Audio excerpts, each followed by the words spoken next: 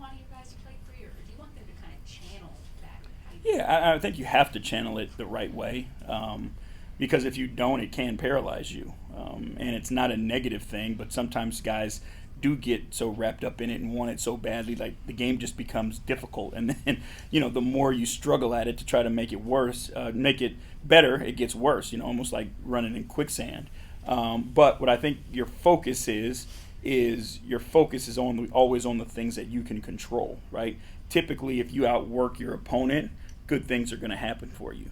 If you out execute your opponent, good things are going to happen for you. So I think you take all that energy that you have and where your mental is, and you place it towards outworking the person who's in front of you and out executing the person who's in front of you, and good things will happen. You mentioned that energy. What does that energy feel like with this team right now as you guys walk in here? I mean, guys are ready to go. It's pointed.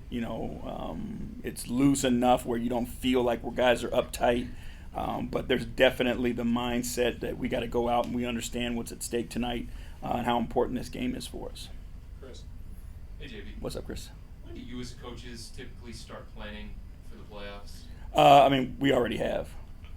And then how difficult is that process this year specifically because of the chaos in the Eastern Conference? Well, that's the thing is like you have to prepare for a ton of different scenarios. The great thing about it is we have 30 assistant coaches who can, kind of divide it up and start to work on it.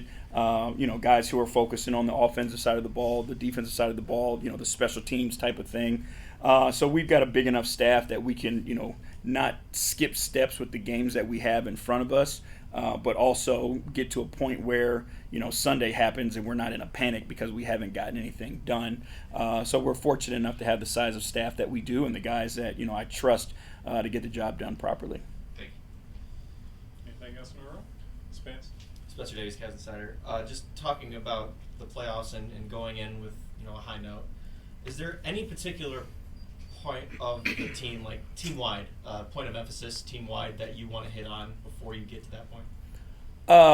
If I understand your question correctly, the focus for us is like all the small things that make us a good basketball team. When we do those things well, like that gives us confidence.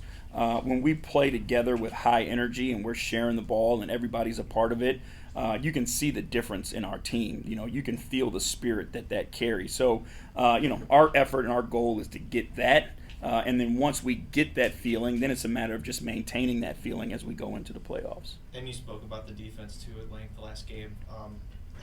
Where do you feel like you guys are at this point? And you obviously have so much of a good track record on that end of the floor. We're in a good place. We have individuals that we know we can put on guys and lock guys down. We have a system in place that we know and it's proven to work. So, again, it's about, trying to be whole and be healthy and then just get those reps. But, when we are a healthy team, we know how dangerous we can be defensively, and the guys believe in that. Bob, will we see Wade the rest of the way? These next two games, yeah, he will not play these next two games. This year? That I cannot answer for you. What is exactly wrong with him? His knee. Yeah, and again, I'll leave the medical discussions to them, but it's his knee. Yeah. Tim. JB, circling back to tonight's game, Indiana is at the top, or at least near the top, in so many different offensive categories. Is there one of those that you kind of hone in on to say, that category, we can't let them do well tonight or try to contain that? Yeah, it's the tempo for sure. They play at a pace that, puts a ton of pressure on your defense and creates easy opportunities for them. They get layups in transition. It opens up the three-point line for them. So we got to make sure that we do a great job of getting back and making them play against our half-court defense and then not get caught up in the game where we're doing this. We want to play with tempo, but we don't want to be hurried.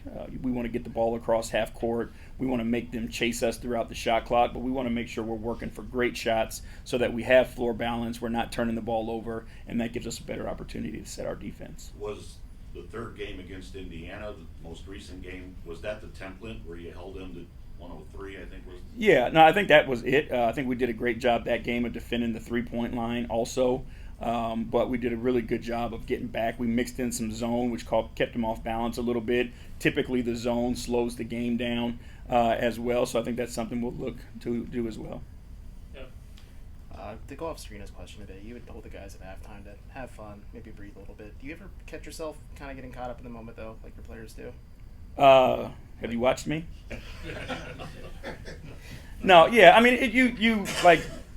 I think you have an understanding of what's in front of you all the time, and being able to, embrace these moments, but also be in the moment of competition is like the beauty of what we do. And then, afterwards being able to take a step back and look at it, but, trying to always keep an eye on big picture stuff is kind of what we have to do even when the emotions are high. And looking at Indiana, Jared had said this is a playoff caliber game. Are your guys and your staff kind of viewing it in that vein as well? Yeah, I mean, I think that, again, we understand the stakes. And, we have guys who have been through these things, leadership that's been through this stuff before. And so our guys are prepared for it. You hear the conversations that they're having, and they're ready for the moment. Last two, Jason and Chris. Your answer to Evan sparked something for me. I promise I'm not trying to get you fined. Why are you so mean to the officials?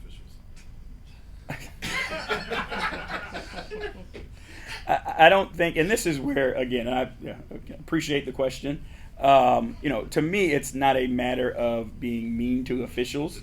It's a matter of being in the competition and showing your players support, right? When your players feel as if they've been wronged, it's our responsibility as coaches to kind of protect them.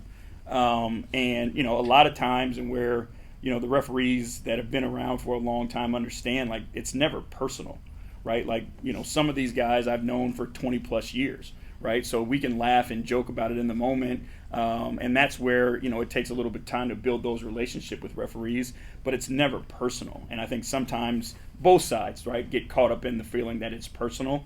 But my thing is, like, if our guys feel wronged, whether they're right or wrong, I'm going with them. The referees just happen to catch the brunt of it.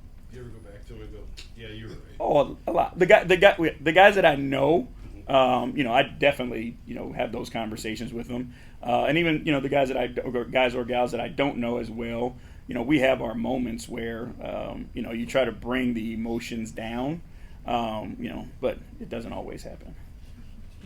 Yeah. Why are you so mean to the referees? That's for calling me an asshole. Yeah, fair enough. Fair enough. Warranted. Yeah, I had it coming. In your own mind, have you planned out Sunday yet, or is that determined based on the outcome? I mean, tonight will make a huge difference, and obviously, but we need to win, and that's our focus, is winning both games.